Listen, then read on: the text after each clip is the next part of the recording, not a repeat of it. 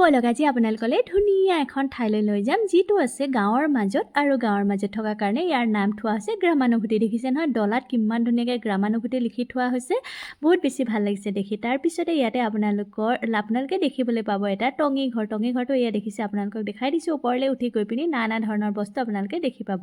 ইয়াতে আপোনালোকে ইয়াত টুল দেখিছে নহয়, কাঠৰ টুল ধুনীয়াকৈ বনাই থৈছে। তাতে আপোনালোকে বহি পিনি ভিডিঅ' কৰিব পাৰিব, ফটো মাৰিব পাৰিব। লগতে আপোনালোকে টঙি ঘৰৰ ওপৰত উঠি গৈ পিনি এইখিনি বস্তু দেখিবলৈ পাব। তাৰ পৰা আপোনালোকে ইয়াত বটিং কৰাও দেখিব পাব টঙি ঘৰৰ ওপৰৰ পৰা। তাৰপিছতে ইয়াতে এটা লেম্প আছে, দেখিছে নহয় আপোনালোকে। লেম্পৰ পোহৰত কোনে কোনে পঢ়িছিলে কমেণ্ট কৰি জনাব দেই। মই কিন্তু লেম্পৰ পোহৰতে পঢ়িছিলোঁ। ইয়াতে বহিব পৰা ধুনীয়া ব্যৱস্থাও কৰি দিছে। লগতে এইখিনি ফুল দেখিছে নহয় কিমান ধুনীয়াকৈ আছে।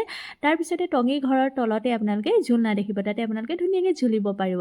আৰু এইখন ঘৰ স্পেচিয়েলি এইখন ঘৰ। ইয়াতে আপোনালোকে বহুত ধৰণৰ বস্তু দেখা পাব যিখিনি স্মৃতিৰ গৰ্ভত হেৰাই যাবলৈ ধৰিছে। এইটো মিচিঙৰ এটা ঘৰ, চাংঘৰ। ইয়াতে ফটোৰ ফ্ৰেমৰ সহায়ত ধুনীয়াকৈ বনাই থৈছে। আৰু বহুত বস্তু দেখিছে নহয়, এইখিনি বহুত বস্তু আছে যিখিনি আমি ভালকৈ চিনিয়ে নাপাম চাগে। কিছুমান চিনাকি বস্তু আছে আৰু কিছুমান চিনি নোপোৱা বস্তুও আছে। এইখিনিতো এতিয়া দেখিবলৈ পোৱাই নাযায় নহয়নে। আৰু এইকেইটা সৰু সৰু ঘৰ দেখিছে নহয়, এইকেইটা বহুত ধুনীয়াকৈ বনাই থৈছে। তাতে আপোনালোকে গৈ পিনি বহিব পাৰিব, ধুনীয়া পৰিৱেশটো উপভোগ কৰিব পাৰিব। লগতে ইয়াতে এটা ধুনীয়াকৈ টায়াৰ ঘৰত জুলুঙা এটা বনাই দিছে। ইয়াতে ওপৰত উঠি গৈ পিনি এনেকৈ আপ ডাউন কৰিব পাৰিব। ল'ৰাটোৱে প্ৰথম ভয় কৰিছিলে, পিছত আকৌ ভাল পালে, আকৌ আপ ডাউন কৰি আছে 2বাৰ 3বাৰমান। এয়া দেখিছে নহয়।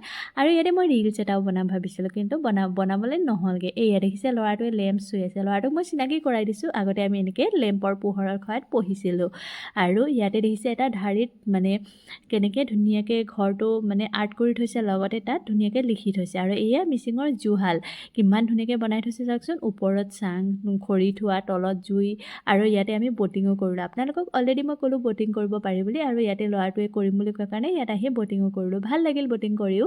তাৰপিছতে আপোনালোকে এইটো ছাইডৰ পৰা ইফালৰ ঘৰটোত য'ত বস্তুখিনি সংৰক্ষিত কৰি থোৱা আছে তাৰ দৃশ্যটো ধুনীয়াকৈ চাব পাৰিব। আপোনালোকে বাৰু কেনেকুৱা পালে গ্ৰামানুভূতি জনাব দেই।